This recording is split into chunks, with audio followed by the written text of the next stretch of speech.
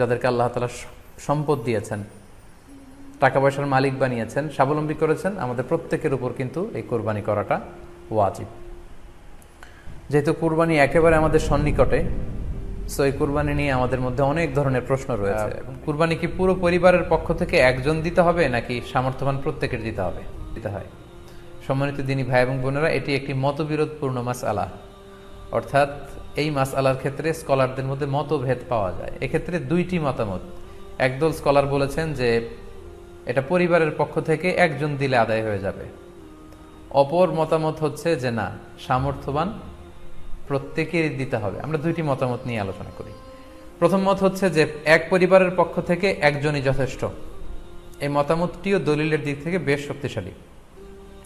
সেক্ষেত্রে আমরা মেহনাফ ইবনে সুলাইম রাদিয়াল্লাহু তাআলা আনহুর বর্ণিত একটি হাদিস সুনানে আবু দাউদে এসেছে। হাদিসটি হাসান পর্যায়ের হাদিস। তিনি বলছেন, ওয়া নাহনু উকুফুন মা রাসূলিল্লাহ বিআরাফাতিন, আমরা রাসূল সাল্লাল্লাহু আলাইহি ওয়াসাল্লামের সাথে 9 জিলহজ আরাফার ময়দানে ছিলাম।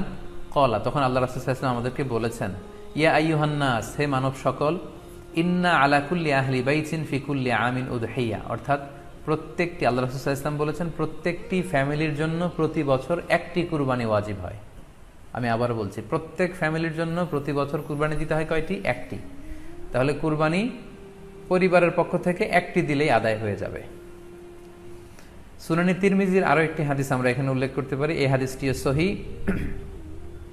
সাইয়েদনা আতা ইবনে ইয়াসার রাদিয়াল্লাহু তাআলা আনহু, উনি আবু আইয়ুব আল আনসারী রাদিয়াল্লাহু তাআলা আনহুকে জিজ্ঞেস করেছিলেন যে কাইফা কানাতিল উদহিয়া ফি আহদি রাসূলিল্লাহ, হে আল্লাহর নবীর সাহাবী, আল্লাহ রাসূল সাল্লাল্লাহু আলাইহি ওয়াসাল্লামের জামানাতে কুরবানি কেমন হতো, কিভাবে তারা কুরবানি দিতেন?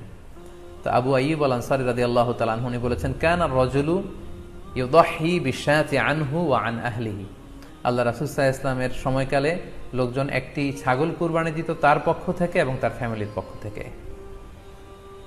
আনহু ওয়া আন আহলিহি, তার নিজের পক্ষ থেকে এবং ফ্যামিলির পক্ষ থেকে। অর্থাৎ এই হাদিসগুলোর আলোকে বোঝা যায় যে পুরো পরিবারের পক্ষ থেকে একজন কুরবানি দিয়ে দিলেই আদায় হয়ে যাবে। স্বামীও চাকরি করেন, স্ত্রীও চাকরি করেন, স্বামীরও টাকা আছে, স্ত্রীর টাকা আছে, দুইজনের আলাদা করে দিতে হবে না।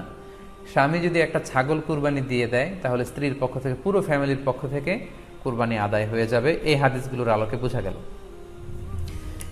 দ্বিতীয় আরেকটি মত আছে, সেই মতটি হচ্ছে প্রত্যেক সামর্থ্যবানের উপর ওয়াজিব। এটি ইমাম আবু হানিফার মত এবং আমাদের বাংলাদেশে এটিরই প্রচলন হয়ে এসেছে। আমরা এই মতামতটিকেই বেশি আমরা শুনে থাকি সব জায়গায়, যে যারাই সামর্থ্যবান প্রত্যেকের আলাদাভাবে দিতে হয়।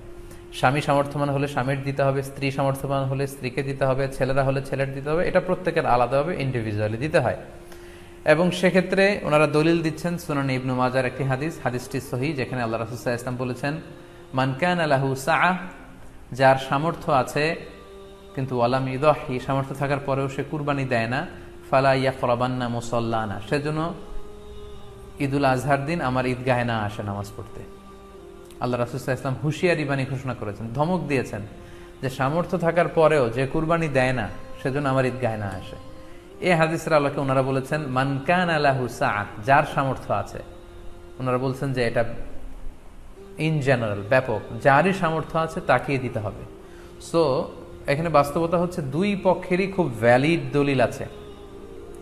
আর কোনো মাসআলার ক্ষেত্রে যখন মতবিরোধ থাকে, দুই পক্ষেরই দলিল থাকে, সেক্ষেত্রে বাড়াবাড়ি করাটা অনুচিত।